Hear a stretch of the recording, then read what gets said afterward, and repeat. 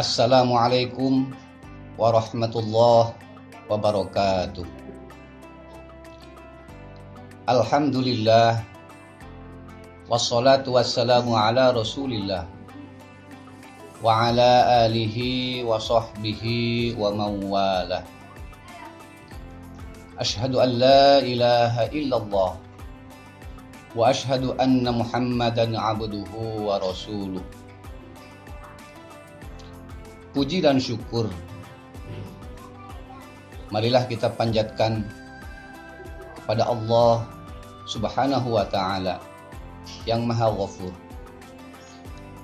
Alhamdulillah, kita semua masih diberi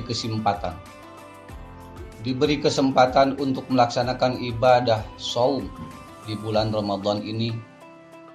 Alhamdulillah, sekarang sudah sampai pada 10 hari terakhir bulan Ramadan.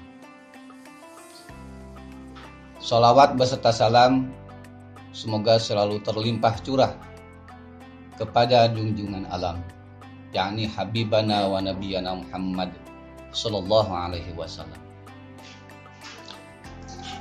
Para pemirsa dimanapun Anda berada, di dalam kitab Tuhfatul Atfal, di dalam bait ke-24, Syekh Al-Jamzuri memberikan pesan indah. Selain menerangkan tentang huruf alif lam syamsiyah, beliau memberi pesan kepada kita semua. Di dalam kalimat Tibthum masil Rahman tafuz bidhani'am da'su al-dhanni zur syarifan lil kiro. Setidaknya ada 5 pesan indah yang mesti dilakukan oleh kaum mukminin mukminat, kita semua. Yang pertama, kita semua harus berbuat baik. Kita selaku manusia,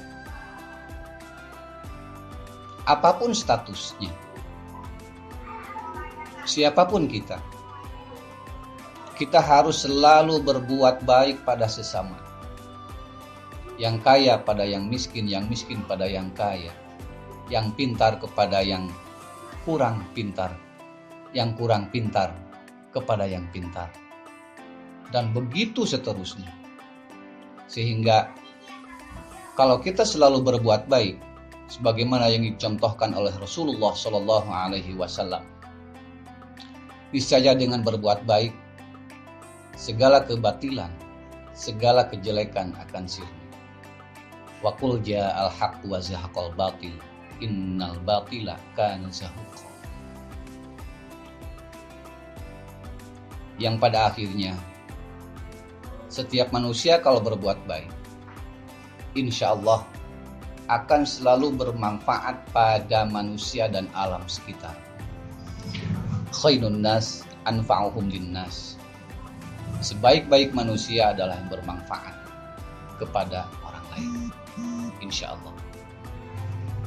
Kemudian yang kedua, summasil rahmah. Setiap manusia harus bersilaturahmi, harus menyambungkan silaturahmi, baik kepada kerabat dekat, baik kepada kerabat jauh, maupun kepada sesama manusia. Artinya, setiap manusia harus ada interaksi, harus ada hubungan, harus ada jaringan. Kalau manusia sudah kenal satu sama lain, sudah ada jaringan satu sama lain, karena manusia merupakan makhluk sosial, insya Allah setiap ada kendala, setiap ada sesuatu yang membutuhkan orang lain, kita akan selalu dibantu oleh orang lain. Kemudian yang ketiga, difdhani'an. Kita sebagai umat muslim harus menghormati kepada tamu. Siapapun yang bersilaturahmi pada kita, yang datang pada kita, memang secara hukum kita harus menghormati dan jangan suudzon.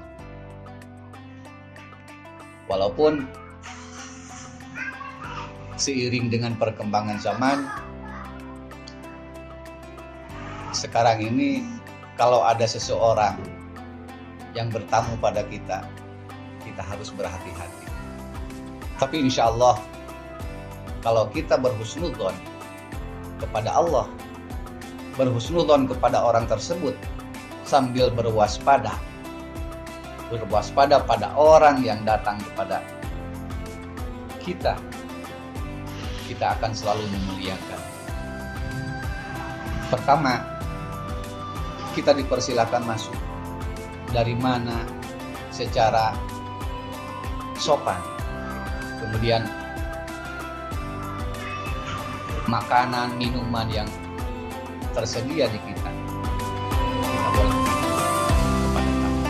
Barangkali tamu tersebut sangat membutuhkan. Insya Allah, kalau kita memuliakan tamu, Allah akan selalu memuliakan kita. Kemudian yang keempat, da'su'adhanni. Kita harus meninggalkan suudzon.